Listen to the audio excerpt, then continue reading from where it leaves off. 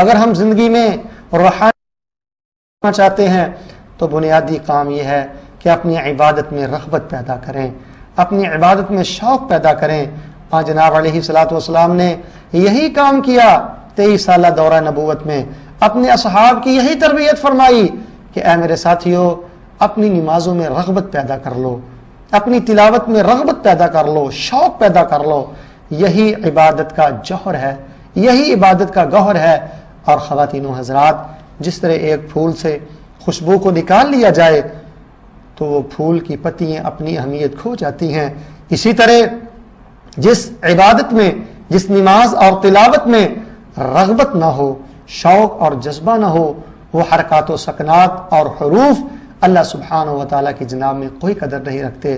تو آئیے اصحاب رسول کو دیکھیے، فقیر تھے، غریب تھے، پہننے کے لیے لباس نہیں تھا، گھر بار نہیں تھا، لیکن ان کے پاس ایک ایسی دولت تھی کہ جس دولت کا مقابلہ قارون کے خزانے بھی نہیں کر سکتے۔ وہ دولت کیا تھی؟ ان کی عبادت میں رغبت تھی، اللہ کو پوجتے تھے بڑے شوق کے ساتھ، بڑے جذبے اور ولولے کے ساتھ۔ ان کی عبادت میں بڑی بے بسی تھی، ان کی عبادت میں بڑی خشیت تھی۔ جامع ترمذی میں روایت موجود ہے کہ اصحاب رسول رضوان اللہ علیہم اجمعین نماز کے لیے آتے اور جب صفوں میں کھڑے ہوتے تو فقر و فاقے کی وجہ سے صف میں گر جایا کرتے تھے۔ بعض منافقین قریب سے گزرتے اور وہ کہتے انظروا الی ہؤلاء المجانین، ان بے وقوفوں کی طرف دیکھو کہ یہ کاروبار نہیں کرتے، بازاروں میں نہیں جاتے، دنیا میں اپنے آپ کو مصروف نہیں کرتے، ان کے ہاں کھانے کے لیے نہیں ہے، پینے کے لیے نہیں ہے، لیکن رسول اللہ صلی اللہ علیہ وسلم کی اطاعت اور اللہ تعالیٰ کی عبادت میں اتنی رغبت رکھتے ہیں، کی عبادت میں اتنے شائق ہیں کہ دنیا کے کسی معاملے کی طرف توجہ نہیں دیتے۔ جب آپ علیہ الصلوۃ والسلام نے منافقین کے اس جملہ کو سنا تو آپ علیہ السلام نے نماز کے بعد ارشاد فرمایا لو تعلمون ما عند اللہ لکم لدعوتم اللہ ان یزدادکم اللہ فقرا وحاجا۔ آقا نے فرمایا میرے صحابہ، ان کی باتوں کا برا نہ منایا کرو، اگر تمہیں پتہ چل جائے کہ اللہ نے تمہارے لیے کیسی مہمانی تیار کر رکھی ہے تو تم یہ اللہ سے دعائیں کرنا شروع کر دو کہ اے پروردگار عالم ہمارے فقر و فاقے میں اور اضافہ فرما دے، یا اللہ ہماری غربت کو اور بڑھا دے۔ حضرات توجہ فرمائیے، خواتین و حضرات، غربت تھی، سب کچھ تھا، لیکن اس کے باوجود عبادت میں رغبت کیسی تھی، شائق اللہ کیسے تھے، منیب اللہ کیسے تھے۔ ایک دفعہ رسول اللہ صلی اللہ علیہ وسلم نے اپنے صحابہ کی موجودگی میں صحابہ سے سوال کیا، میرے صحابہ بیان کرو، کیا تم میں سے کوئی ایسا خوش نصیب ہے جس نے آج کے دن روزہ رکھا ہو؟ یہ صحیح مسلم میں روایت ہے۔ سیدنا ابی بکر رضی اللہ تعالیٰ عنہ کھڑے ہوئے، کہنے لگے اللہ کے رسول صمت الیوم، آج کے دن میں نے روزہ بھی رکھا ہے۔ پھر آپ علیہ السلام نے فرمایا کیا تم میں سے کوئی ایسا خوش نصیب ہے کہ جس نے آج کسی مریض کی عیادت کی ہو؟ پھر سیدنا صدیق کھڑے ہوئے، کہنے لگے اللہ کے رسول میں نے مریض کی عیادت بھی کی ہے۔ پھر آپ نے سوال کیا بیان کیجئے، آج کسی نے من اطعم الیوم مسکینا، آج کے روز کسی مسکین کو کھانا کھلایا ہو؟ پھر سیدنا صدیق رضی اللہ تعالیٰ عنہ کھڑے ہوئے اور کہنے لگے اللہ کے رسول میں نے آج مسکین کو کھانا بھی کھلایا ہے۔ اور پھر رسول اللہ صلی اللہ علیہ وسلم نے فرمایا کیا کوئی تم میں سے ایسا ہے کہ جس نے تبع جنازتاً، جنازہ کا پیچھا کیا ہو، نماز جنازہ پڑھی ہو؟ سیدنا صدیق کھڑے ہوئے اور کہنے لگے اللہ کے رسول میں نے آج نماز جنازہ بھی پڑھی ہے۔ تو جناب علیہ الصلوۃ والسلام نے اس موقع پر ارشاد فرمایا کہ جس بندے کی نیکیوں میں اتنی رغبت ہو، جس کو عبادت میں اتنی رغبت نصیب ہو، حسنات کا اتنا شوق نصیب ہو، اور جس کو عبادات کا ایسا جذبہ نصیب ہو، فرمایا ایسی خوبیاں جس انسان میں جمع ہو جاتی ہیں، اللہ سبحانہ و تعالیٰ ایسے خوش نصیب پر اپنی جنت کو واجب فرما دیتا ہے، اللہ اس پہ اپنی جنت کو لازم کر دیتا ہے۔ تو خواتین و حضرات، نیکیوں میں رغبت کرنا، عبادات میں رغبت کرنا، شوق اور دل جمی کے ساتھ اللہ سبحانہ و تعالیٰ کی پوجا کرنا، یہ بہت بڑا عظیم عمل ہے، یہ بہت بڑی عظیم نیکی ہے۔ اور آپ اندازہ فرمائیے حضرات صحابہ کرام رضوان اللہ علیہم اجمعین کیسے نماز کی قدر کرتے تھے۔ ان کے ہاں نماز کی اہمیت یہ مالی نقصان سے زیادہ تھی، جانی نقصان سے زیادہ تھی، گھر بار سے زیادہ تھی۔ اس کا آپ اندازہ صحیح بخاری کی روایت سے کر سکتے ہیں کہ سیدنا عمر رضی اللہ تعالی عنہ مسجد نبوی میں نماز فجر کی جماعت کروا رہے ہیں۔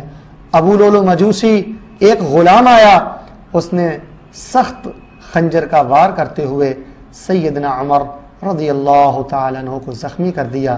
آپ خون میں لت پت ہیں، لہو لہان ہیں، جناب رضی اللہ تعالیٰ عنہ اسی عالم میں ہیں، لیکن اس کے باوجود حدیث میں آتا ہے کہ خون میں لت پت ہونے کے باوجود فتناول عمر ید عبد الرحمن بن عوف فقدمہ، آپ نے ان حالات میں بھی سیدنا عبد الرحمن بن عوف کو پیچھے سے ان کے بازو سے پکڑا اور ان کو مصلی پہ لا کے کھڑا کر دیا۔ سیدنا عبد الرحمن بن عوف رضی اللہ تعالی عنہ نے نماز کو مکمل کیا۔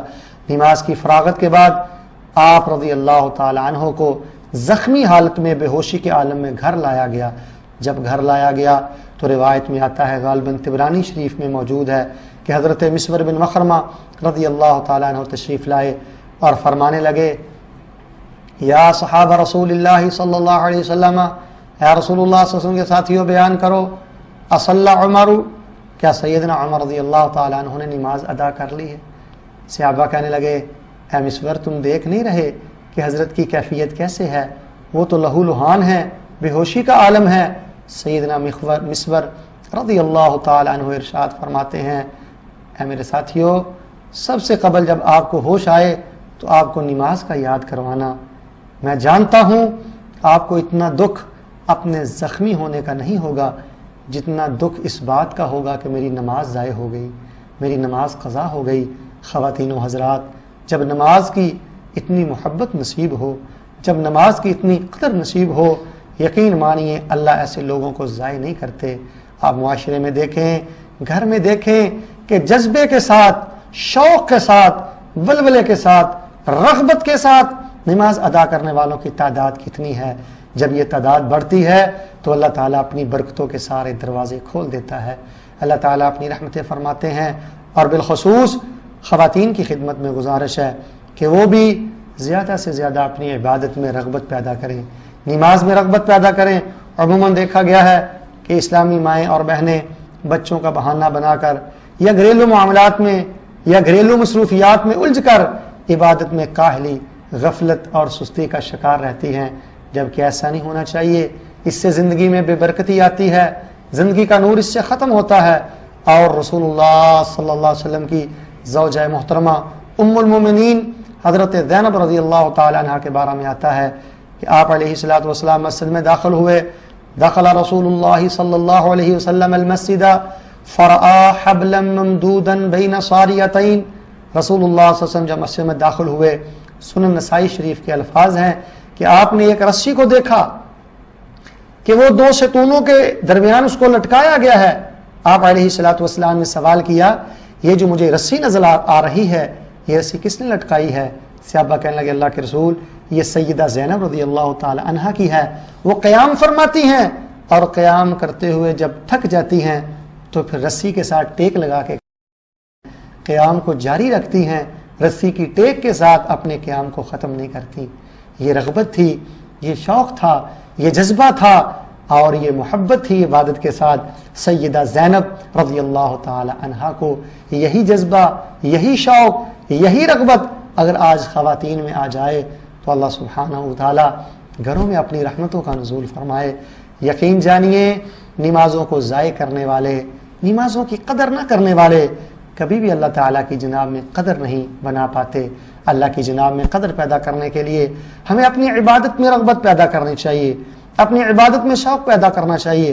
اور امام سعید بن مسیب رحمۃ اللہ علیہ یہ کبار تابعین میں سے ہیں، بلکہ امام شافعی رحمۃ اللہ علیہ نے فرمایا کہ کبار تابعین کی جو مرسل روایتیں ہیں وہ قبول ہیں، ان میں سے حضرت سعید بن مسیب رحمۃ اللہ علیہ بھی ہیں۔ آپ تاجر بھی تھے اور حدیث رسول کے بہت بڑے امام بھی تھے۔ آپ بیان فرماتے ہیں، ما